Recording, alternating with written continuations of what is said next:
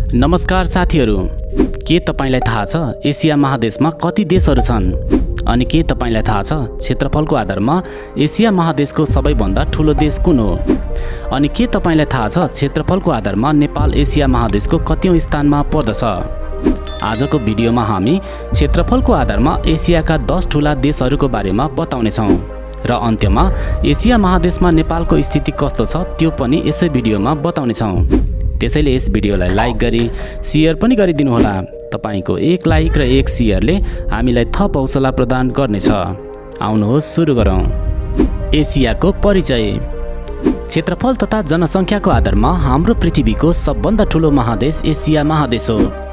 यस महादेशमा 50 भन्दा बढी देशहरू रहेका छन्।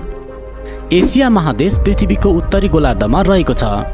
यो महादेश 10 डिग्री उत्तरी अक्षांशदेखि 78 डिग्री उत्तरी अक्षांश र 25 डिग्री पूर्वी देशान्तरदेखि 180 डिग्री पूर्वी देशान्तरसम्म फैलिएको छ।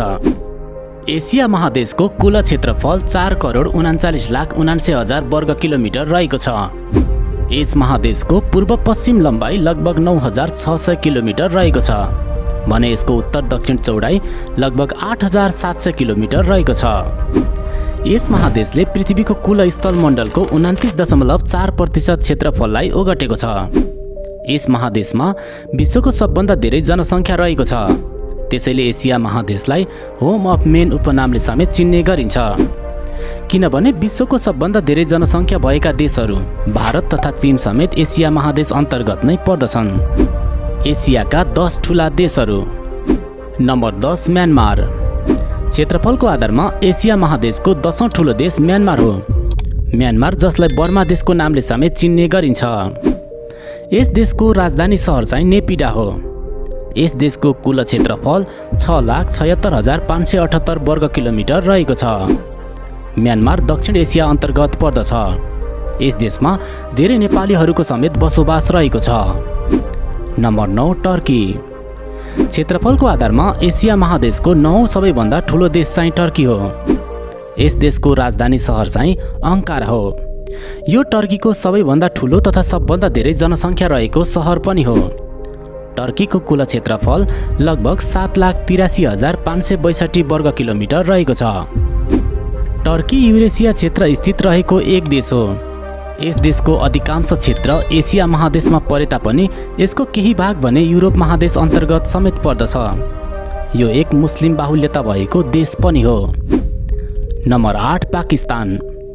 एसिया महादेश अन्तर्गत पर्ने पाकिस्तान एसिया महादेशको क्षेत्रफलको आधारमा 8औं सबैभन्दा ठूलो देश हो।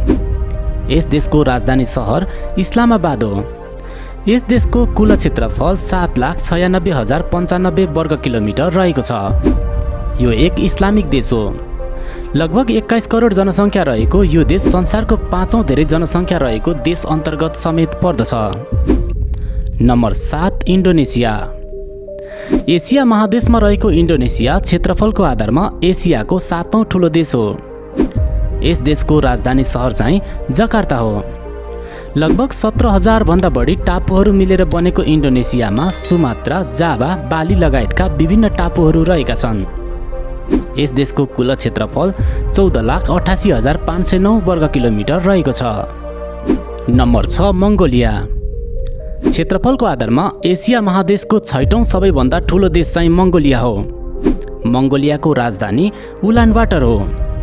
यस देशको कुल क्षेत्रफल लगभग 15,64,116 वर्ग किलोमिटर रहेको छ। यो देश मध्यपूर्वी एसिया क्षेत्र अन्तर्गत रहेको छ। यस देशसँग सिमाना जोडिएका छिमेकी देशहरूमा रुस र चीन रहेका छन्। क्षेत्रफलको आधारमा ठूलो रहे तापनि जनसङ्ख्याको आधारमा भने मङ्गोलिया एकदमै सानो रहेको छ। किनभने यस देशमा एकदमै थोरै जनसङ्ख्या रहेको छ। Number 5 Iran. एसिया महादेश अन्तर्गत रहेको इरान एसिया महादेशको क्षेत्रफलको आधारमा 5औं सबैभन्दा ठूलो देश हो। यस देशको राजधानी तेहरान हो। इरानको कुल क्षेत्रफल 16,48,195 वर्ग किलोमिटर रहेको छ। यो देश एसिया महादेशको दक्षिण पश्चिम क्षेत्र अन्तर्गत रहेको छ। यस देशलाई पहिला पर्सिया नामले समेत चिन्ने गरिन्थ्यो। Number 4 Saudi Arabia. क्षेत्रफलको आधारमा एसिया महादेशको चौथो सबैभन्दा ठूलो देश चाहिँ साउदी अरब हो। यस देशको राजधानी सहर चाहिँ रियाद हो। यस देशको कुल क्षेत्रफल 21,49,690 वर्ग किलोमिटर रहेको छ। मध्यपूर्व एसियामा रहेको साउदी अरब एक मुस्लिम देश हो। प्राकृतिक रूपमा यस देशमा एउटा पनि नदी छैन, तर यहाँ कच्चा तेलको भने धेरै उत्पादन गरिन्छ। यो धेरै कच्चा तेल निर्यात गर्ने राष्ट्र समेत हो। Number 3 Kazakhstan. क्षेत्रफलको आधारमा एसियाको तेस्रो सबैभन्दा ठुलो देश चाहिँ कजाकिस्तान हो। यस देशको राजधानी सहर चाहिँ नरसुल्तान हो। यस देशको कुल क्षेत्रफल लगभग 27,24,900 वर्ग किलोमिटर रहेको छ। क्षेत्रफलको आधारमा एसियाको तेस्रो स्थानमा रहेको कजाकिस्तान विश्वको 9औं ठुलो देश पनि हो। यो संसारको सबभन्दा ठुलो भूपरिवेष्टित देश समेत हो। नम्बर 2 भारत। क्षेत्रफलको आधारमा एसिया महादेशको दोस्रो सबैभन्दा ठुलो देश चाहिँ भारत हो। यस देशको राजधानी सहर चाहिँ नयाँ दिल्ली हो। भारतको कुल क्षेत्रफल लगभग 32,87,263 वर्ग किलोमिटर रहेको छ। यो देश दक्षिण एसिया अन्तर्गत पर्दछ। यो नेपालको एक छिमेकी देश पनि हो। यो देश क्षेत्रफलको आधारमा विश्वको 7औं ठुलो देश अन्तर्गत समेत रहेको छ। त्यस्तै गरी यो देश जनसङ्ख्याको आधारमा भने संसारको सबभन्दा ठुलो देश हो। यस देशमा लगभग 143 करोड भन्दा बढी जनसङ्ख्या रहेको बताइन्छ। नम्बर 1 चीन। क्षेत्रफलको आधारमा चीन एसिया महादेशको सबैभन्दा ठुलो देश हो।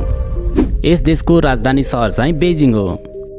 हाम्रो नेपालको उत्तरतिर रहेको छिमेकी देश चीन, जसको कुल क्षेत्रफल लगभग 95,96,961 वर्ग किलोमिटर रहेको छ। एसिया महादेशको दक्षिण पूर्वी भागमा रहेको चीन विश्वको तेस्रो ठुलो देश अन्तर्गत समेत रहेको छ।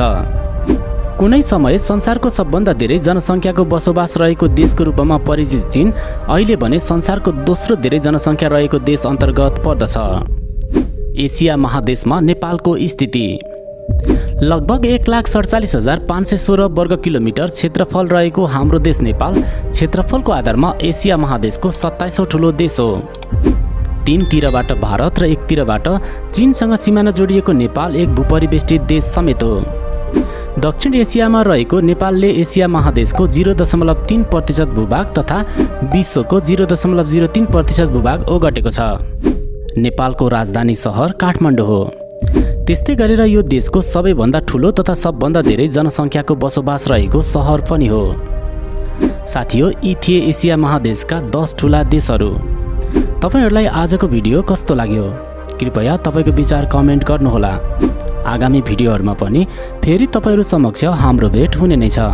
त्यति बेलासम्मको लागि हामी तपाईहरु समक्ष बिदा चाहन्छौं। हस्त नमस्ते।